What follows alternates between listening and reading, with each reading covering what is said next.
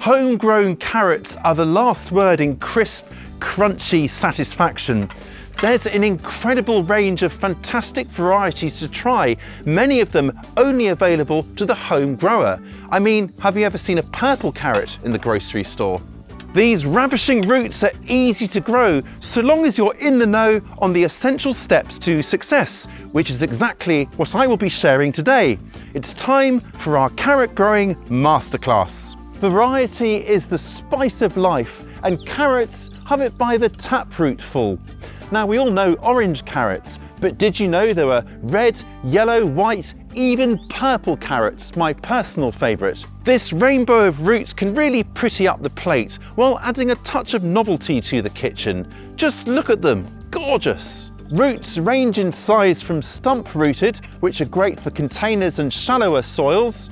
Then you've got conically shaped chantenay types, which are good for rocky or clayey soils. Your standard roots, which are good all-rounders. And the granddaddy of all, the imperator carrots, which can reach sizes of 10 inches or 25 centimetres long or more. Carrots are also divided into early types and main crop types. My tactic is to sow a few sowings of early carrots in the spring.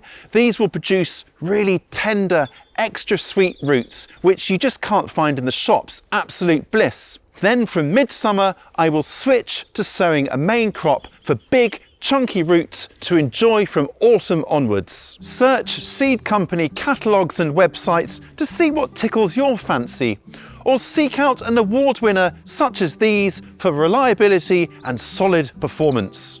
Carrots are best sown direct where they are to grow, as they don't really transplant that well. You sometimes see little sort of plug trays of carrots for sale, but I'd advise against those. They are unlikely to really thrive, and if you work out the cost per carrot, it's quite eye-watering.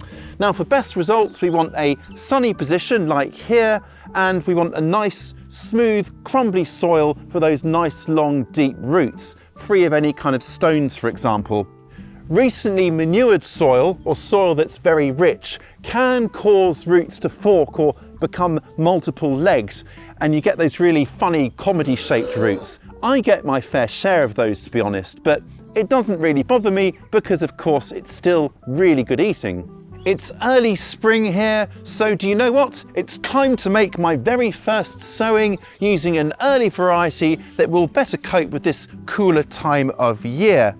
Now, you can make the first sowings of carrots up to a month before your last frost date, or 2 weeks earlier than that if you're sowing in a greenhouse, a tunnel, or say under a cloche.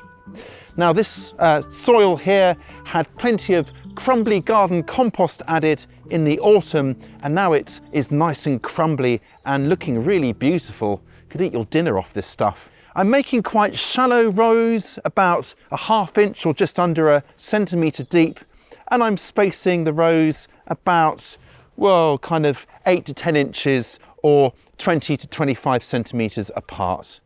As you can see, the seeds are really quite tiny, so we need to sow them with care, because ideally we want the seeds spaced about ½ inch or a centimetre apart. Now, if you find them quite tricky to handle, you do have a few options.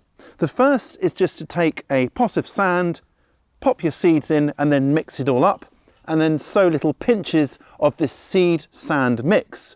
This way the seeds should naturally land a bit further spaced apart. Another thing I like about this seed sand mix is that it makes it very clear to see where you've already sown.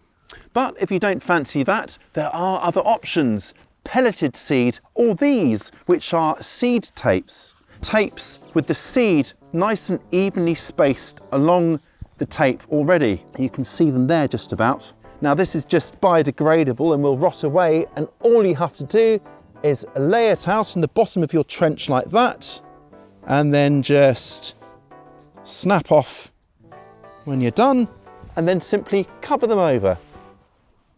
I prefer to use just normal seed because it's an awful lot cheaper, and with a little concentration and care, you really can space the seeds quite reasonably far apart. It can always come back and thin any excess anyhow. carrots can be slow to germinate. They can take up to 3 weeks, especially early on in the season like it is now, so please do be patient. People often complain of patchy results, but here is perhaps my biggest tip. You need to keep the seeds consistently moist until the seedlings appear. That may mean watering every day in warmer weather, but the results will be worth it. If a seed has germinated and then is left to dry out, it might fail, so consistent moisture will ensure smoother germination. In hotter weather, I like to make life a little bit easier for myself by covering the soil to keep it cool, shaded, and the soil moisture more consistent. Now, the easiest way to do that is just to cover the rows with wooden planks like this, or you could use, say, burlap or hessian. Check underneath the plank every day, and as soon as you see the seedlings beginning to push through, remove it. Carrots are a cool season crop that really don't like it too hot. Nevertheless, it's still a little bit on the fresh side here, so I'm just going to cover the sown area with this glass window pane here, just to keep things a bit snug until they sprout. Now, if you're in a really hot climate, then you may find that sowing in the summer is impractical because they do like it on the cooler side, in which case you'll probably find it's best to sow them from autumn right through to early spring in the cooler months. And to keep your crop coming, I would suggest making a fresh sowing maybe every 3 to 4 weeks, ending with a main crop variety to store over the winter. I said earlier that carrots don't transplant well, but if you do need to start them off away from growing areas, perhaps somewhere cooler in the heat of summer, then there is one option. You can sow them into cardboard toilet paper tubes like these here. Just fill them with any all-purpose potting mix and then simply sow 1 or 2 seeds, up to 3 maybe, into each tube, and then lightly cover them over. Now, once these come up, you can grow them on a bit and then plant them into their final spacings, complete with the cardboard tube. There's no need to remove that. Unless you've got a very steady hand at sowing time or use seed tapes, you are likely to have to thin the seedlings out once they appear.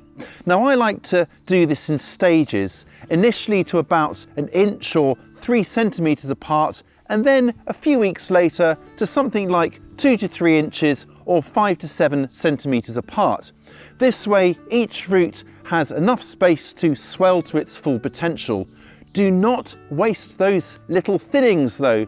Some of them, especially the later ones, are really rather elegant looking and can be used in salads. When you thin the carrots, you have a good chance of releasing that lovely carroty scent, but caution is needed because you may well attract the carrot's #1 nemesis, the carrot fly.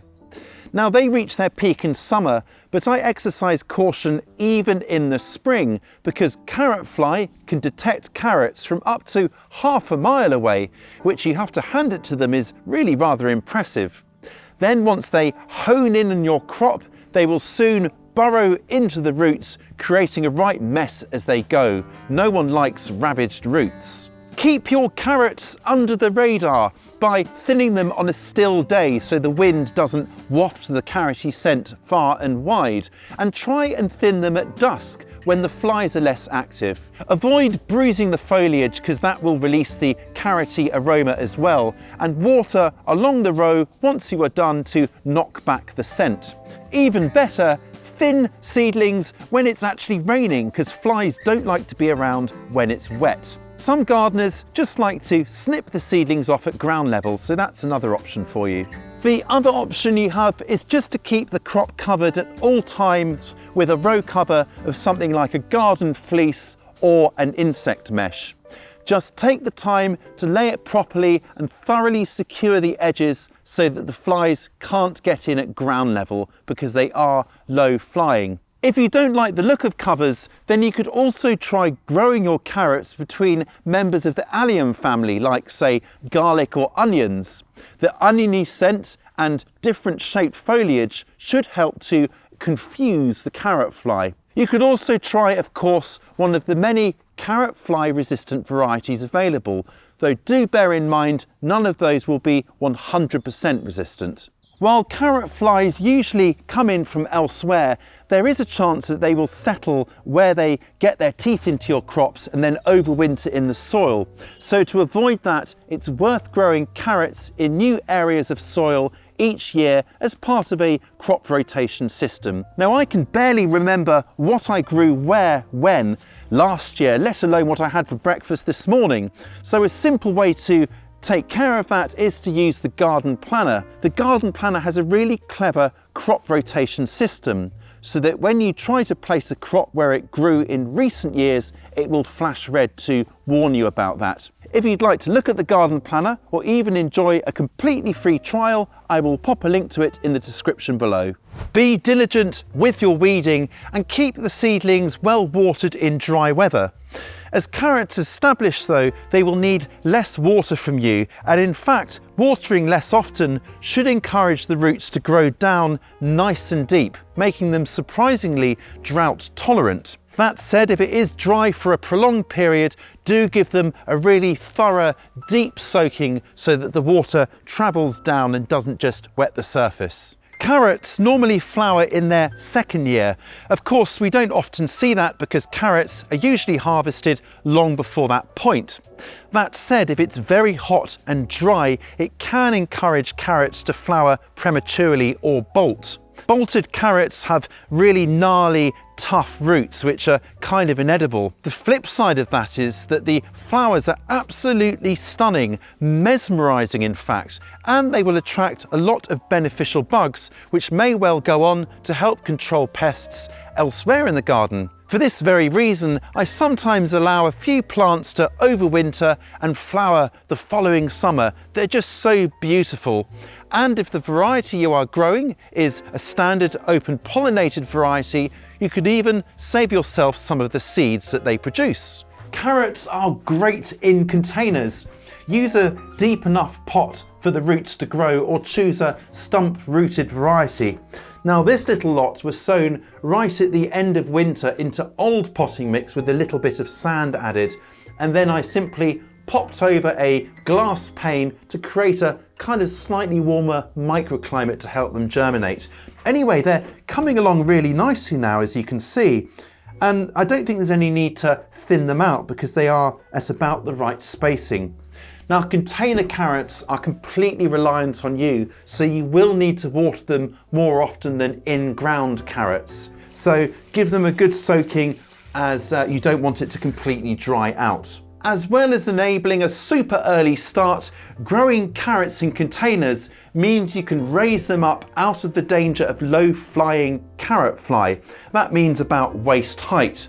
And I reckon the beautiful, frothy, ferny foliage once it gets going looks just stunning. Knowing when to harvest your carrots can be a little bit of a guessing game, especially for first-time growers.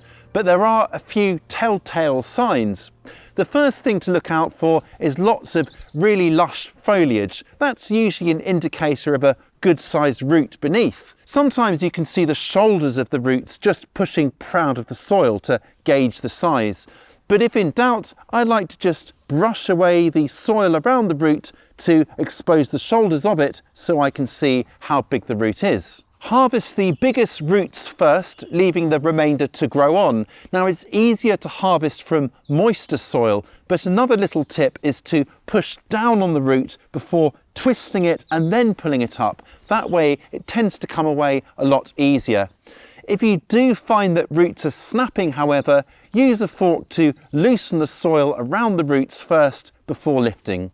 Once they are up, twist off the foliage, otherwise it will continue to draw moisture away from the roots, which will turn them soft and spongy. And it's for this reason I can never work out why posh carrots are often sold with the leaves still intact. It just makes no sense. That said, do not waste the carrot tops. If they're in good condition, you can cook with those too, perhaps whizzing them up into a carrot top pesto to slather over the roasted roots. That sounds rather good actually. Early or salad varieties of carrots are best enjoyed before they get too big, when they will be at their most sweetest.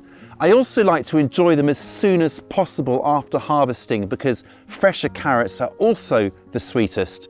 And it's for this reason that it really is worth growing them yourself. You can't get that freshness in the stores. I of course wash my roots after harvesting them, but I never peel my carrots, as a lot of the vitamin content is in the skins. You can also freeze your carrots. Just cut them into rounds and then blanch them in boiling water for a couple of minutes to lock in that flavour and colour and freshness. And then pat them dry and then pop them in the freezer.